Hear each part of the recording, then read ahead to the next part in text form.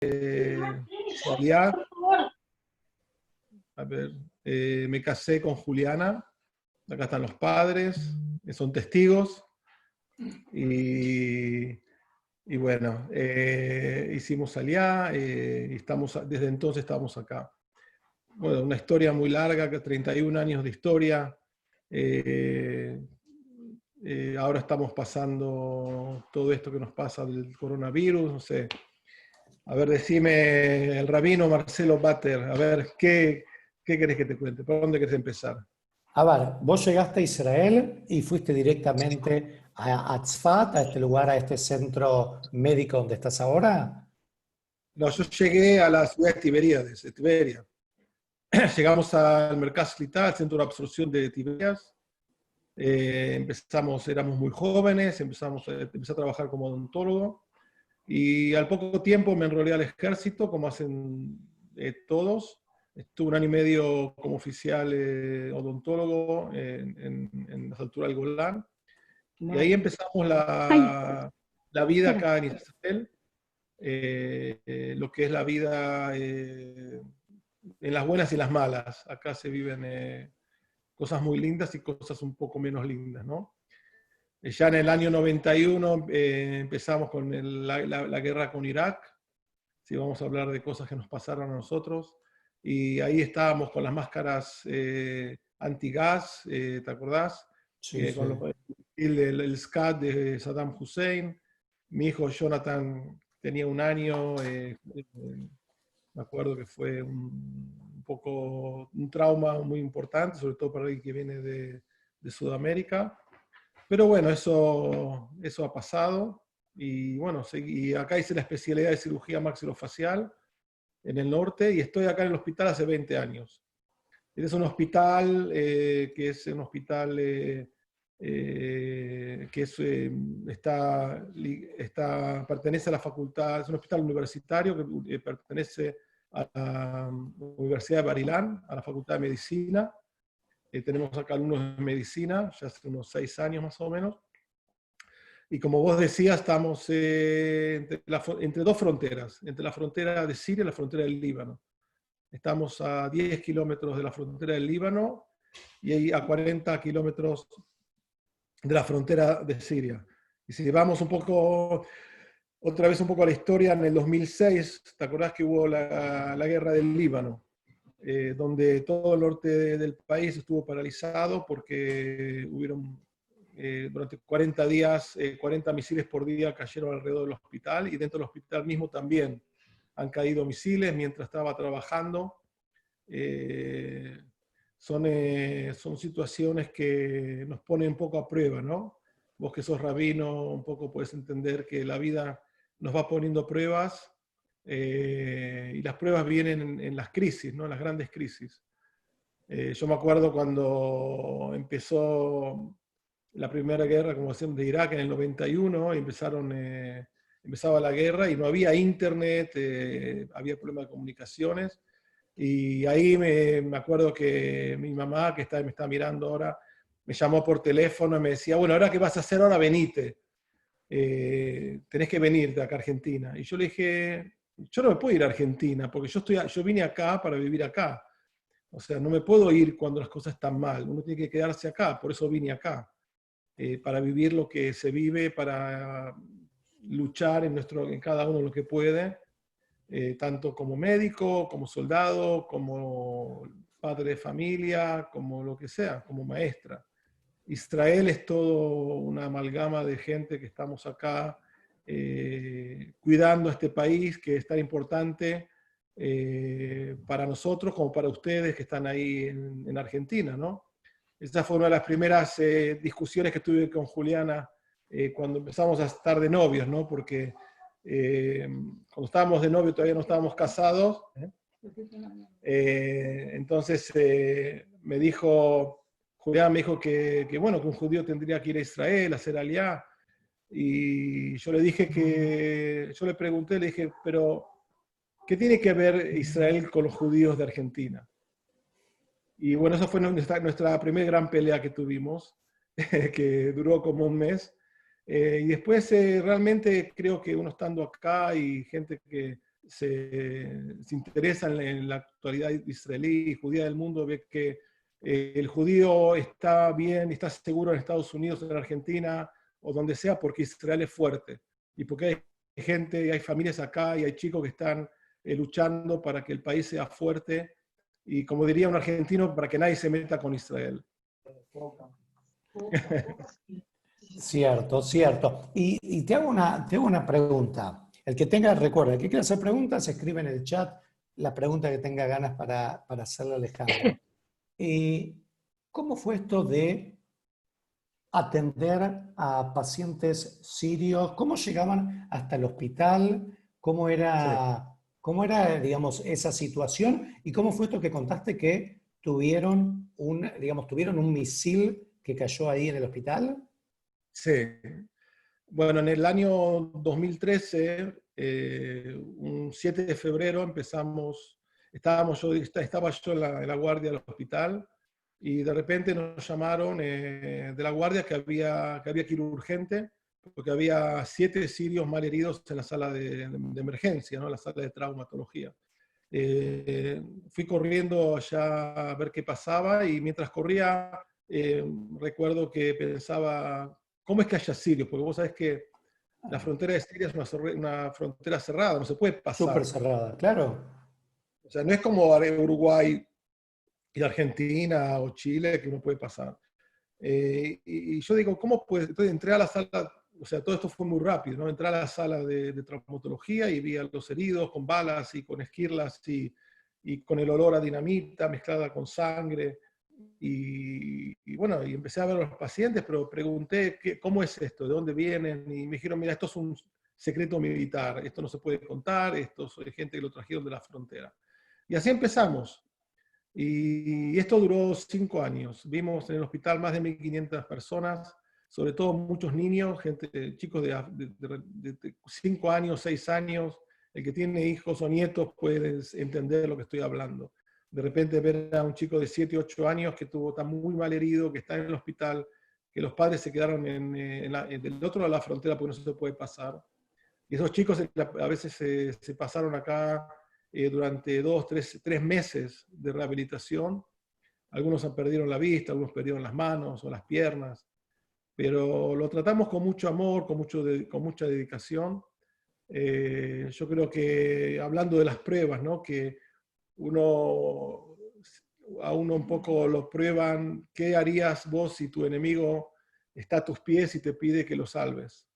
Y eso es algo que de repente lo habrás escuchado en alguna novela, una película, pero de repente cuando te pasa a vos de verdad, es muy difícil la situación, porque vos podés atenderlo de forma mínima o no atenderlo y dejarlo morir, porque no estás obligado a atenderlo. No tiene seguro médico, no es ciudadano, ni siquiera tiene cédula de identidad, no tiene pasaporte. Y podés decidir si dejarlo morir o atenderlo con lo mínimo indispensable. Y creo que los médicos de acá, del hospital, tomamos la decisión de tratarlos, no solamente de tratarlos, sino de tratarlos de la mejor manera posible, con mucha dedicación, con mucho amor. Y esto un poco nos enseñó lo que es ser humano, eh, lo que es realmente las relaciones entre los países enemigos. Porque muchas veces uno piensa que el sirio, por ejemplo, que es un país enemigo, la gente es enemiga tuya. Pero realmente la gente no es enemiga. Cuando vos te hablas a esta distancia, ¿no? de cara a cara y en un consultorio o en el pasillo del hospital, te das cuenta que esa gente no te odia, vos tampoco lo odias. Y si te odiaba por algo, no sabe por qué te odiaba. O sea, quiere buscar algo y no podés basar lo que vos sentías, porque realmente a la persona que está enfrente tuyo vos no lo odias porque no te hizo nada. Y esta relación con los sirios fue muy, muy interesante, porque pasaron mucho tiempo, gente estuvo mucho tiempo acá en el hospital, y a la larga yo creo que a la gente cuando volvió a Siria pudo transmitir un poco que del otro lado de la frontera hay personas, hay médicos, hay ciudadanos, hay enfermeras, y que los judíos y los israelíes no son tan malos, y que realmente, como dijeron muchos de los sirios, estando en nuestro país nos quisieron matar. Y justamente en el país enemigo donde ellos pensaban que les iba a ir, que los iban a matar, les salvaron la vida. O fíjate que a un sirio que estaba mal herido, de repente se despierta en Israel del otro lado de la frontera.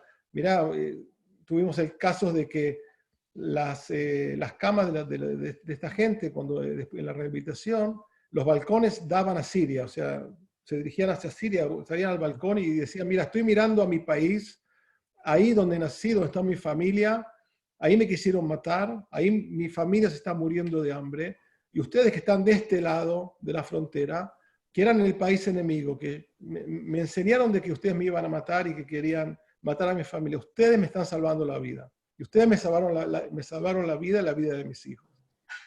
Ahora, te hago una preguntita. ¿Te tocó atender soldados de ahí o eran solo chicos, gente, digamos, criaturas?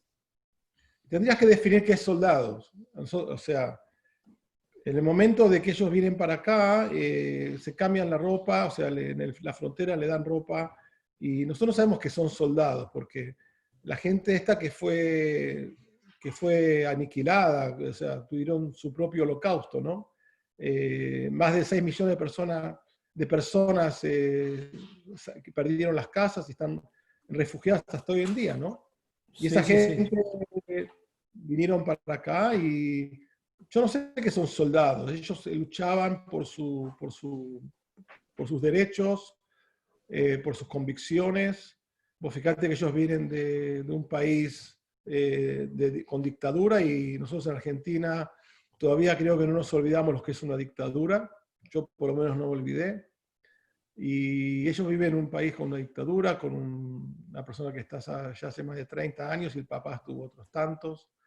O sea que estos, nosotros no estamos acá para juzgar quiénes son, porque muchas veces nos preguntaban, como vos decís, son soldados y son... Nosotros cuando una persona viene al hospital y son personas, ¿no? No son ni soldados, ni médicos, ni abogados, ni jueces. Ahora, ¿no? esta gente, si no caía en el hospital en Israel, quizás se hubiera muerto en Siria. No, quizás, se hubiera muerto totalmente.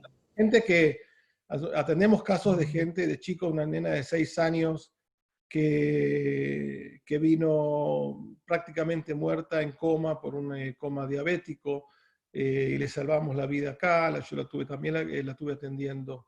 Y ella no solamente que le salvamos la vida y se estaba por morir, sino que después de que se rehabilitó, después de 4 o 5 meses, volvió y tuvo que volver cada 6 meses a buscar insulina porque no había insulina. Y ella contaba de que la insulina se la había acabado y ella la escondía bajo de la tierra, la escondía porque se la robaban y tenía miedo de que no hubiera más. Y cada 6 meses ella venía y le damos la insulina y juguetes y cepillo de dientes y pasta dentífrica. Vos fíjate que a esta nena cuando la atendí, en un momento antes de que se vaya le dije, bueno, mira, te voy a dar cepillo de dientes, vos no sé cuántos tenés. Me dice, yo no sé lo que es un cepillo de dientes, yo nunca tuve cepillo de dientes. Vos fíjate que esta gente estaba sufriendo una guerra, todavía la sigue sufriendo, porque la guerra ahí no se terminó. Y vos fíjate que del otro lado de la frontera, a 40 kilómetros de acá, la gente se está muriendo de hambre y de frío y de guerras. No es que te está pasando en otra galaxia, está pasando acá. Ahí nomás. Y te hago una consulta. Cuando la gente ya tenía el alta, Sí. ¿no se quería quedar en Israel o quería volver a Siria? Obligatoriamente Israel los devolvía a Siria. La gente quería volver a Siria porque la gente dejó familias en Siria. La gente me preguntaba, por ejemplo, una madre que vino acá y tenía el problema estaba con cáncer y le dijeron que tenía que hacer un tratamiento largo acá y dijo, no, yo me quiero ir porque están mis hijos allá, estaban mis hijos del otro lado. y no se quiso atender y se volvió. Ella dijo, yo prefiero morirme allá y con mi familia y no saber qué pasa acá. Y la gente, los jóvenes querían seguir, volver para seguir apoyando a su familia. Yo pienso que nadie se quiere quedar en ningún lugar solo y dejando toda su familia atrás. Querían seguir también apoyando a lo que estaban haciendo, ¿no? ¿Y te pasó, por ejemplo, que habrás visto gente que haya dicho, yo pensé que Israel eran mis enemigos, eran lo peor del mundo, y de repente, como dijiste vos, les están salvando la vida y les cambia la cabeza completamente? Sí. Sí, sí, totalmente. Esto fue algo muy interesante, porque al principio, en los primeros meses, hubo mucho recelo. Hablábamos muy poco, la interacción era la mínima. ¿En qué hablaban? Y hablamos en árabe porque no te olvides que esta es una zona en Israel y hay muchos árabes, médicos árabes, enfermeros árabes, trabajadores sociales árabes. Entonces siempre había alguien que nos traduzca. Pero yo pienso que, como dije una vez en un programa ya de televisión, uno aprende a hablar con los ojos, con la mirada, con los gestos, ¿no? Los gestos no mienten, y cuando ves que la mirada es mucho más blanda que la mirada de ayer, te das cuenta que algo cambió. Y al principio esa mirada dura, extraña y lejana, a la larga esa persona, ese joven o ese chico que se queda en el hospital 2, 3 meses, a la larga te va mirando con una mirada mucho más blanda, mucho más amigable, y a veces las palabras están de más, uno solamente lo puede arruinar. Seguro, seguro. ¿Y hay un protocolo desde el país en cuanto a atender a gente herida de los países limítrofes, o cada hospital es independiente, como os decía al principio, decir, bueno, nosotros los médicos aceptamos, tráiganlos y los atendemos, o Israel desde como país baja una línea en esto? Mira, eh, hay cosas que el país siempre está preparado, como el mundo se preparó para muchísimas eventualidades y emergencias. Yo justamente estuve a fin de año pasado en contacto con la Organización Mundial de la Salud para abrir un equipo de emergencia mundial con respecto de la cirugía maxilofacial. Y estuve en unas reuniones con la directora del Centro de la Organización Mundial de la Salud, y antes de que empiece el corona, pero antes estoy hablando de semanas. Y estábamos ahí, nos encontramos en Tel Aviv y tuvimos unas charlas muy importantes, y hubo un congreso muy importante en Tel Aviv sobre la preparación en caso de emergencias, de terremotos, de tsunamis que había. Y de repente te viene por un lado que no te lo esperás. Esto de la coronavirus no se lo esperaba nadie. Y esto de los sirios tampoco, porque esto no era algo lógico que pase, no es algo que uno lo puede pensar. Estas cosas que nos pasa ahora con el coronavirus es algo que, si querés, lo charlamos en un rato también. Pero lo que pasó con los sirios fue algo totalmente inesperado, no sabíamos lo que pasaba. Yo recuerdo que entré al despacho del director del hospital, en ese momento argentino, Oscar Embón, y le dije, Oscar, decime, ¿qué está pasando? Me contó lo que pasó con los sirios, que no se podía hablar mucho. Y yo le dije, bueno, pero ¿qué hago? ¿Los atiendo? Digo, me dice, sí, atendelos. Digo, sí, pero ¿en qué sentido me lo decía? O sea, tengo que hacer, ¿cuál es el protocolo del Ministerio de Salud? Me dice, no hay protocolo. Me dice, yo como director te autorizo a que atiendas lo mejor posible a la persona y que uses lo que tengas que usar. Y esa gente recibió la mejor atención, como si fuera de la mejor obra social paga del país, y recibió de lo mejor sin ninguna restricción. Israel es un país humanitario.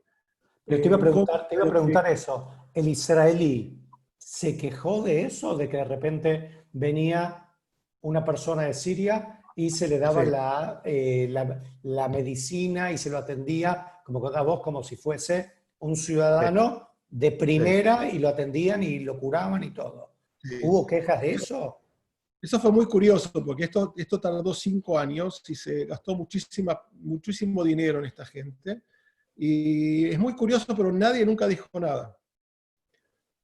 Pero de los dos lados, o sea, no hubo tampoco alguien que diga, que critique y diga, bueno, esto está mal y no hay que gastar plata en eso, pero tampoco hubieron gente que apoyó demasiado, o sea, tampoco dijeron, bueno, vamos a poner y qué sé yo, o sea, esto se pasó como algo que, como yo dije una vez, nosotros tenemos que hacer lo que hay que hacer. Y eso es lo que tiene Israel, lo que tiene el pueblo judío, de hacer lo que hay que hacer y porque sí, eh, ¿cómo se dice? Beshem Shamayim. Sí, en el nombre, sí, en el En nombre nombre de de Dios, Dios. claro. En nombre de Dios y sin esperar nada, porque muchas veces también me preguntaban, y bueno, ¿vos qué esperás de esto? ¿Qué es lo que sacás? ¿Qué es lo que vas a ganar? Porque siempre a veces la gente me pregunta, bueno, algo ganaste, vos lo hacías para ganar algo, ¿no? Siendo, bueno, ¿qué? Y esto justamente los momentos de lo que uno gana es humanidad, es saber que la alianza que hice hace 31 años con Juliana y crié acá 3 hijos, eso fue algo que valió la pena de llegar a este momento, de haber pasado todo lo que pasamos durante 30 años, para bien y para mal, y pasar todo esto para llegar a este momento de estar en el hospital de Safed, al lado de la frontera, haber pasado los misiles de Irak y del Líbano, para poder tener la suerte, creo, ¿no? de haber estado en ese lugar en ese momento, de haber estado en un hospital y recibir a los sirios y decir, me tocó a mí, me tocó ser parte de esta historia, de ser yo el que los reciba, de ser Alejandro, la persona que empezó estudiando en el colegio Herzl, en la calle Tucumán, y fue a Maccabi, fue a San Miguel, y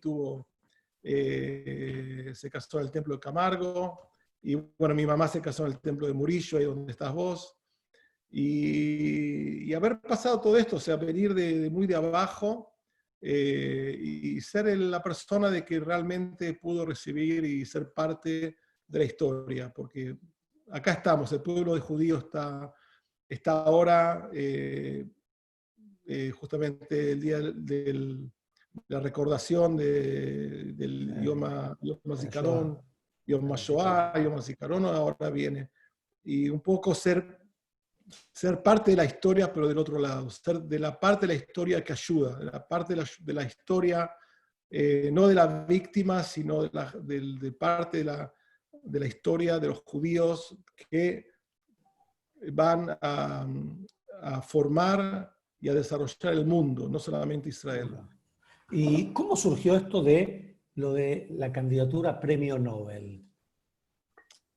Son cosas misteriosas, ¿no? Porque no son cosas que uno las prepara y vos sabés que yo me enteré por el diario más o menos de lo que había pasado.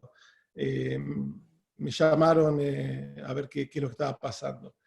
Yo pienso que todo empezó con el tema de Conan O'Brien. Conan O'Brien, no sé si todos lo conoces, es un periodista muy importante de Estados Unidos. Y cuando estuvo acá en Israel, hizo un programa en Israel muy importante. Y vino al norte, y vino al hospital de Ziv, al de Safed, y dio la casualidad, si vos como rabino crees en las casualidades, que me vino a hacer un reportaje a mí porque era el que estaba en ese momento y había escuchado y bueno, al final terminó haciéndome el reportaje a mí y yo le mostré el tema de los sirios y fuimos a visitarlos y cuando me miró en un momento se emocionó y me dijo, todo lo que vos hacés es excelente y me dice, y vos te mereces el Premio Nobel de la Paz por lo que estás haciendo. Y bueno, eso salió en todo Estados Unidos, millones de personas lo miraron y ahí después, cuando al poco tiempo fui a Estados Unidos a dar charlas sobre el tema, y estuve en Nueva York, en Filadelfia, en San Francisco, donde recibí un premio por la labor humanitaria a través de la Asociación de Cirugía Maxilofacial de Estados Unidos, que me galardonó con un premio humanitario ese mismo año por todo lo que había pasado. Y después una fundación de amigos del hospital, con todo lo que había pasado, ahí propusieron el tema del premio Nobel. Y después el resto fue un poco los medios y el Clarín y todo el tema que, bueno, yo ya, como te dije, me enteré un poco por el diario. Un día, de una manera, me llamaron de la embajada, me dijeron, Alejandro, ¿qué es lo que está pasando? ¿Qué hiciste? Y yo dije, ¿qué hice? No sé, yo hablé con un periodista y después al otro día había salido en el Clarín y en todos lados. Y bueno, yo pienso que más Un allá de... privilegiado, sos un privilegiado. Estuviste justo en el momento, así como decías, de atender y decir sí los atiendo, también cuando estuvo el periodista, te agarró a vos. Me agarró a mí porque, o sea, otra vez, todo empezó con la frase de Juliana, que antes de casarnos me dijo, cuando yo le dije que quería ser aliada a España, entonces Juliana me dijo, si un judío que nace en la Golá, tiene que dejar su país de origen, el primer lugar que tiene que ir es Israel. Todo empezó con esa frase. Y esa frase me llevó hoy en día a donde estoy, a donde fui, gracias a la visión de Juliana, de Fue la una familia. precursora de toda tu mujer. Sí, empieza por los padres, de gente sionista, de Cacho y Esther, que un poco le inculcaron la relación que hay, la relación que hay Decirle que entre... hable, si quiere hablar, que hable, ¿no? No, dice que son sionistas, pero están en Argentina, está bien. Igual, Bueno, ellos al final no tomaron la decisión, pero un poco es ver un poco, ver los mensajes que uno recibe en la vida, tomarlos, saber verlos y tomar acciones. Porque en la vida tenemos mensajes, tenemos todo el tiempo que tenemos que verlos, ¿no? Como ahora un poco, si lo vamos a transmitir ahora, Marcelo, el tema del coronavirus también, sí. personalmente es un mensaje para la humanidad, de que hay que parar, hay que tomar una pausa, hay que mirar donde uno está. Te perdí, no sé qué pasó acá. A ver, espera. Ahí está, ahí te vi. Saludos a Patri Paredes, de Julián y mío. Y bueno, así, como decía, vuelvo al tema de los mensajes, A ver, ¿no? a ver esto del coronavirus, digamos, Sí, vos viviste, te tocó lo de las máscaras antigas, sí, a mí me tocó vivir en Israel en el año 2002 o 2003, que estuve en Jerusalén estudiando y que había sido la última guerra de Irak, que gracias a Dios no había pasado nada en Israel, pero nos repartieron las máscaras, nos enseñaron cómo inyectarnos en caso de un ataque químico. Digamos, Israel es potencia del mundo en lo que es medicina, todos lo sabemos. Pero esto nadie lo vio venir. ¿Cómo fue en Israel esto? Yo pienso que a Israel, en una parte lo tomó bien parado, porque Israel está en muy buena posición, vamos a decir, económica, estábamos muy bien, y nos tomó como, creo que nos tomó a todo el mundo, ¿no? Justamente tengo muchos amigos en todo el mundo, en Argentina, en México, en Estados Unidos, de nombres, y hablamos mucho, tenemos muchos grupos de WhatsApp ahora con el tema del virus y estamos todos en la misma. Yo pienso que es la primera vez en la historia del mundo que, por lo menos en la historia del mundo moderna, que una crisis es mundial a nivel de todos, ¿no? Porque no es solamente Europa o Europa y Asia o América. Esto es algo que nos está pasando a todos. A mí siempre me decían, bueno, ustedes están acostumbrados a las bombas, ustedes están acostumbrados a la Katyusha. Bueno, uno no se acostumbra a esas cosas. Uno no se acostumbra a la Katyusha como una mujer golpeada no se acostumbra a los golpes que recibe, y no le puedes decir, bueno, estás acostumbrada. No estamos acostumbrados y creo que nos duele como nos duele el primer día de que caiga un misil.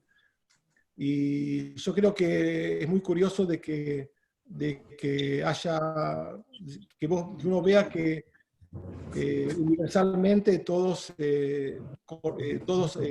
respondemos de la misma manera, tanto el argentino como el israelí, como el americano, la gente responde de la misma manera. No hay en este momento que los 15 días responden distinto, ¿no?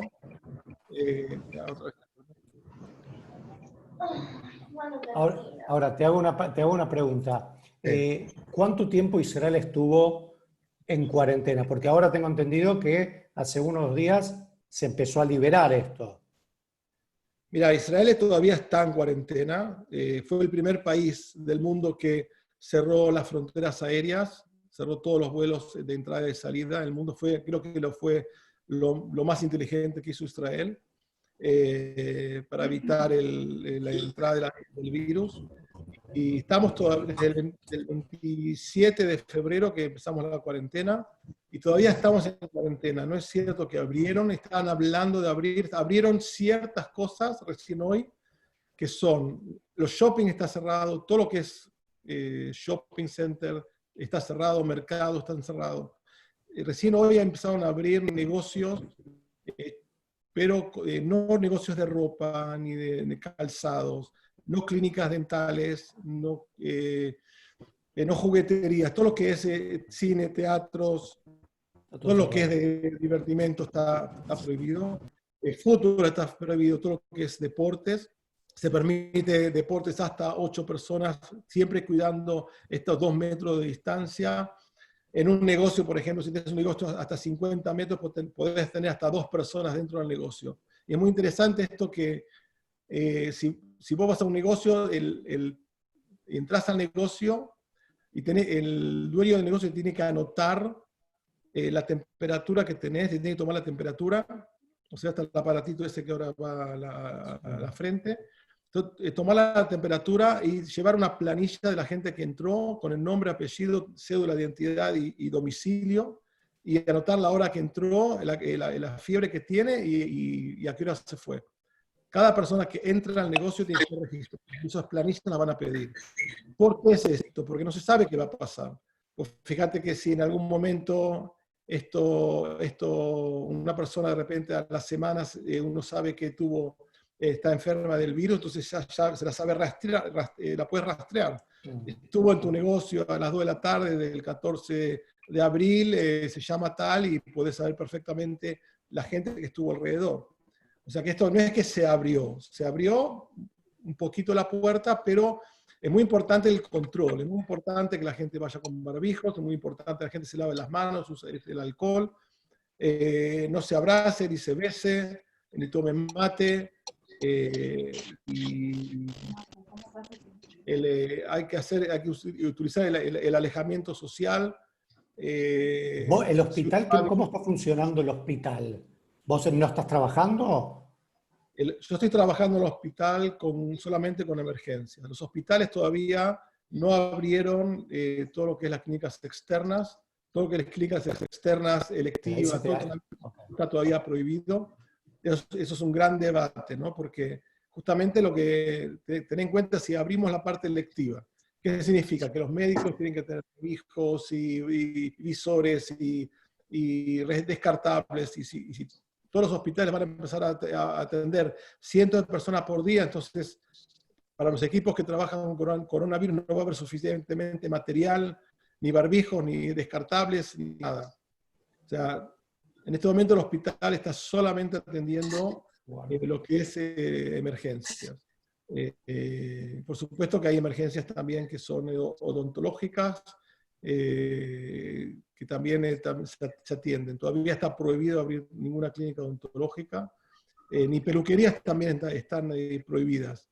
Cosméticas está prohibido, por ejemplo. Porque todavía el tema esto de interacción muy cerca de la gente es un problema con el tema de la esterilidad y todo eso. ¿Y cómo lo está tomando el israelí? Todo esto del confinamiento, el aislamiento, estar en la casa en cuarentena. En cuanto a su forma, en cuanto a su columna vertebral de israelí, de cómo es él. La gente va perdiendo un poco la paciencia, pero eso se nota un poco, no se nota no hay, o sea, como hay mucha gente que dice, si no me voy a morir del virus, me voy a morir de hambre, porque tengo un negocio cerrado hace 2 meses, y eso es una realidad muy, muy fuerte, como pasa en Argentina. Acá hablo con la gente de Argentina y me dice, bueno, acá en Argentina la gente está mal y la gente no tiene plata. Bueno, acá tampoco la gente tiene plata. Hay gente que tiene plata, pero hay mucha gente que no está bien y que tiene créditos, tiene hipotecas y también que no aguanta más. Hay gente que está muy mal. Hubo una manifestación justamente hace poco, pero fíjate que el Israel es muy respetuoso. Hicieron una manifestación en Kikara Medina que Sí, con la distancia social. el Kikar Rabin, en la Plaza Rabin, se hizo exactamente, se marcó en el piso cada 2 metros la distancia, y se hizo 2.000 personas, y cada persona con los barbijos y cuidando los 2 metros de distancia. O sea que uno puede estar en un país de democracia, democrático, y también protestar, pero protestar en forma culta, en forma respetuosa, ¿no? Y eso no le quita de la fuerza de la manifestación. Seguro. La gente está cansada, está mal, los chicos no van al colegio, yo creo que también se cansaron de eso. Pero el Israel es respetuoso de las reglas y yo pienso que esa es la única manera de que un pueblo siga adelante. Y tengo una pregunta. Acá se mostraron esas máquinas que, no sé, que te hacen los test. Sí. Esas máquinas, mira,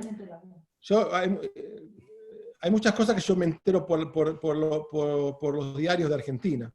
Eh, me mandan los WhatsApp de Argentina que salió en el Claro. Infobae, que hay algo en Tel Aviv que yo no sé que está ahí, porque yo no estoy en Tel Aviv.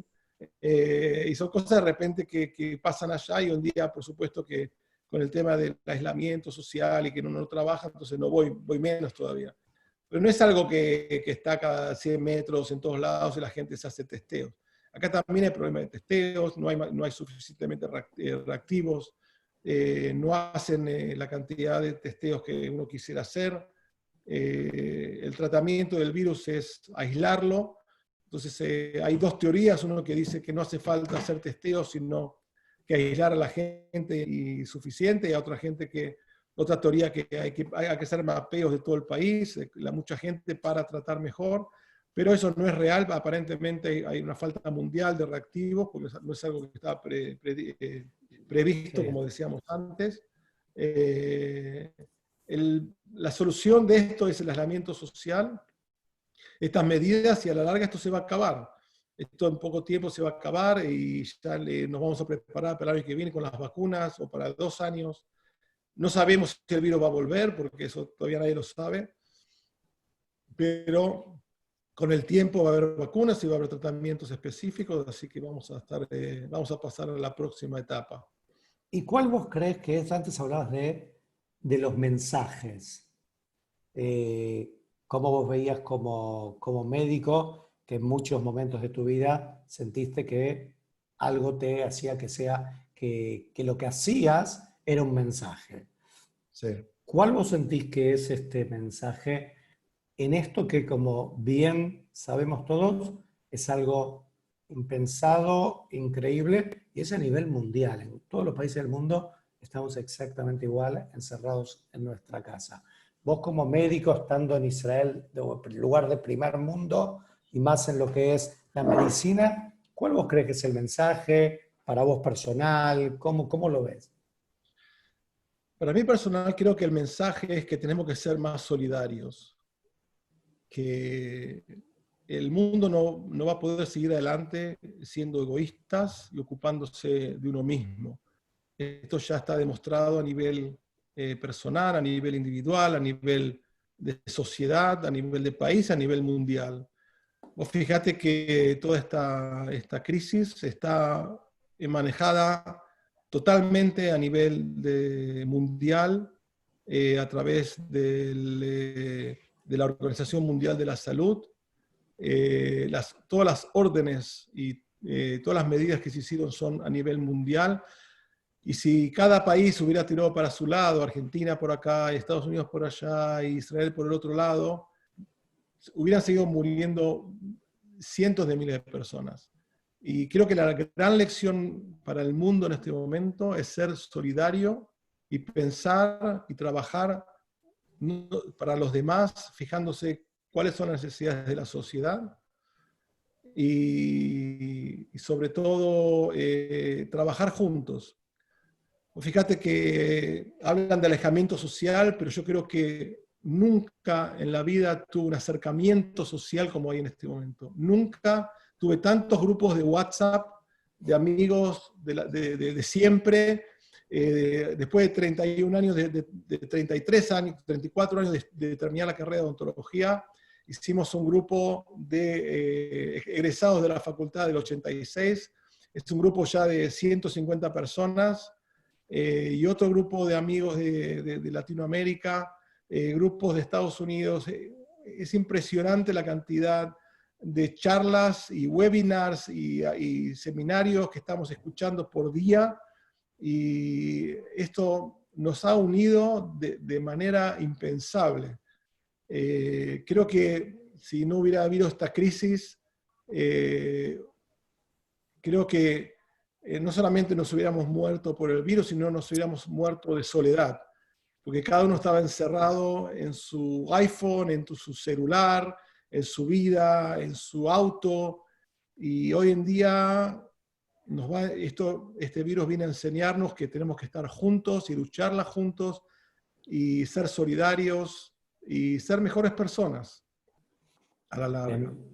La verdad que comparto 100%, la verdad que hermoso el mensaje y como decís, viéndolo de esa manera, realmente uno siente que está solo en la casa, pero la verdad es que la otra vez yo decía, crisis son oportunidades y esta es una oportunidad donde de alguna manera uno está conectado y se acercó y estas herramientas de alguna manera nos acercaron a lugares impensados.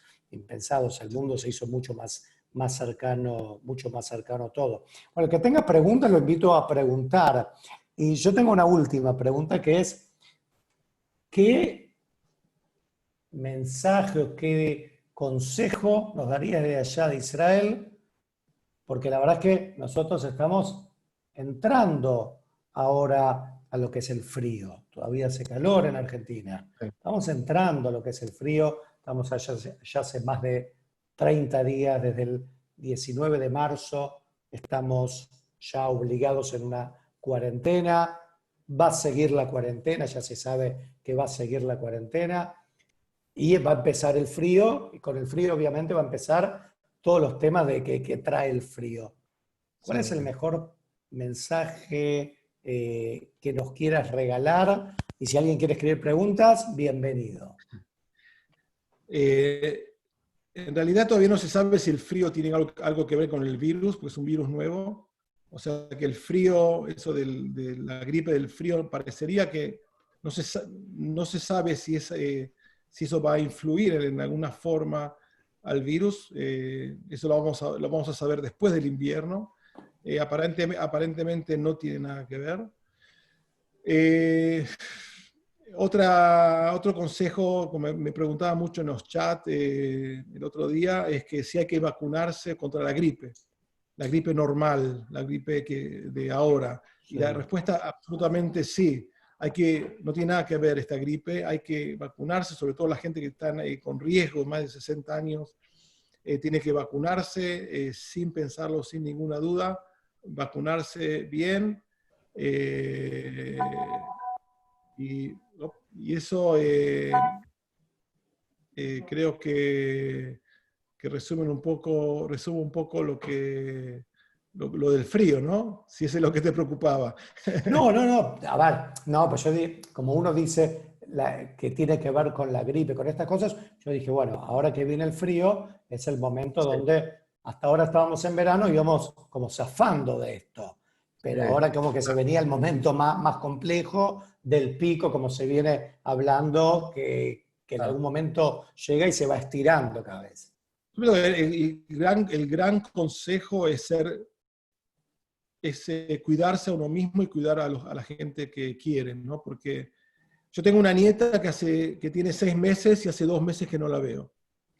Y te imaginas que me muero por verla y la veo en los videos, me mandan todo el tiempo. y me muero por verla, y como la quiero tanto, no la voy a ver.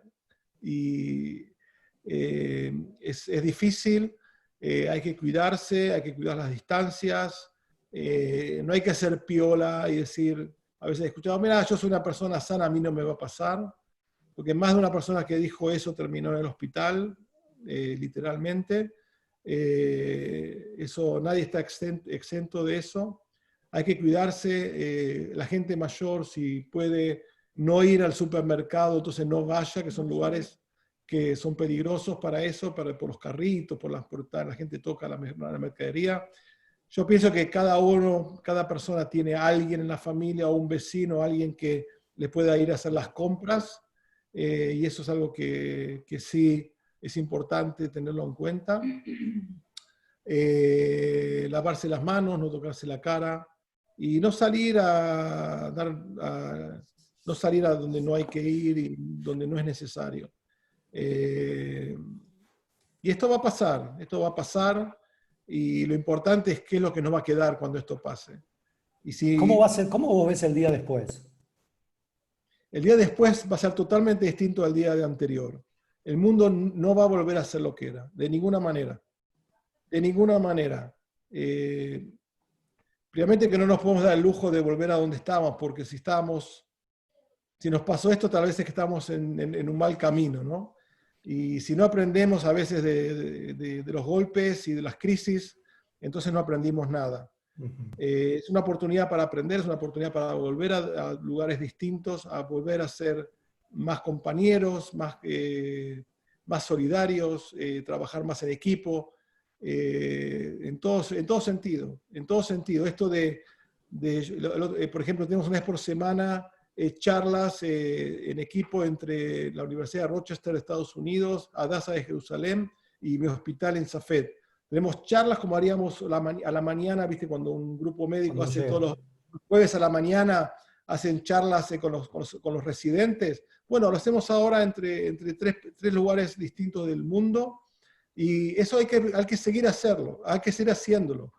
Estas charlas que tenemos con vos, estas charlas que tuve ayer en la radio, estas charlas que tuve como amigos, hay que seguir haciéndolo. Y la gente tiene que compartir estas emociones, compartir las vivencias, no solamente en momentos de crisis, también al día a día, compartir los conocimientos. Fíjate que, por ejemplo, charlas importantes de grandes profesores que los veíamos una vez por año en los congresos, y pagamos un montón de dinero para ir a un viaje a Alemania o a Inglaterra a escuchar al profesor tal. Hoy en día lo tengo en mi casa, me hago un mate, me siento en mi casa y veo al profesor, y aparte encima no me cobra plata, lo hace gratis, porque lo hace para compartir. Nos dimos cuenta que hay que compartir, hay que abrir los conocimientos, hay que brindar. Yo me voy a nutrir de los conocimientos del resto de la gente, y cada uno se va a nutrir de la experiencia, de las vivencias, de lo que pasa a cada uno. Y ese creo que es el gran mensaje de esta crisis, que estamos acá, hay que abrir el corazón, hay que abrir las cosas, hay que compartir, hay que hablar. Es increíble, yo estoy acá en Rosh Pina, son ya las 10 de la noche casi. 10 de la noche, mirando acá en la ventana de las alturas del Golán, y compartiendo con ustedes ahí en Argentina. Y es increíble que podamos hacer esto, que podamos compartir. Y bueno, creo que alguien te pide mostrar la ventana, dicen. de la ventana. No sé cómo se puede estar la ventana. A ver, esperar. No debe ser alguien que los conoce. Mirá qué honor que tenemos. De acá vemos Israel. Claro, ahí está, en las alturas del Golán. Y bueno, creo que esto es una gran vivencia, y es increíble que hemos llegado a esta oportunidad que nos dio el mundo, que nos dio el coronavirus, de unirnos todos. El mundo es un gran pañuelo, y de una punta a otra punta estamos todos juntos. Bueno, yo la verdad que te quiero te quiero súper agradecer porque más allá de todo, digamos, lo que contaste, este mensaje de la solidaridad, de poder compartir, de la capacidad que ahora nos tenemos que dar cuenta que tiene que ver con el abrir esos conocimientos y el poder darnos cuenta que el conocimiento para uno solo es simplemente un egoísmo a nosotros mismos y que esto nos da un gran desafío, una gran oportunidad que es compartir todo lo que hacemos, todo lo que tenemos. Y la verdad que felicitarte por todo el laburo que haces, que es un ejemplo, realmente es un ejemplo, porque esto que yo mientras vos hablabas pensaba, no todos tienen la grandeza de decir como dijiste, voy a atender a mi enemigo, voy a atender quizás al tipo que me va a querer matar el día de mañana o antes me quiso matar. Y la verdad que es un ejemplo de grandeza el tuyo en el día a día del trabajo y la verdad es que te quiero felicitar en nombre de todos porque es un honor que seas argentino y que lleves justamente la nacionalidad, la bandera allá en Israel. Y bueno, yo de parte mía agradecerte, de parte de todos, bueno, mucha gente querida que les escribe a ustedes, héroes, genios, y la verdad que es un placer escucharte, agradecerte por este tiempo que es tarde en Israel y bueno, saber que esto está bueno de poder encontrarnos en estos medios y poder intercambiar ideas y escucharte y conocimientos y experiencias y uno se nutre absolutamente de todo. Así que yo agradecerte a vos, Alejandro, muchísimo, a tu esposa que te llevó a Israel, pues si hubiera sido por vos quizás no estabas en Israel ahora, que ella hinchó para que vayan a Israel y bueno, la verdad que nada, muchísimas gracias. Sí, bueno, muchas gracias y bueno, un placer, un orgullo que me hayas llamado y que me hayas invitado. Y bueno, cuando se abran los canales aéreos y pueda visitar a Argentina, entonces Va a nos ser un daremos placer una... esperarte en el templo, Murillo. Bueno, Bueno, muchísimas gracias a todos los que están ahí. Gracias. chao. Chao.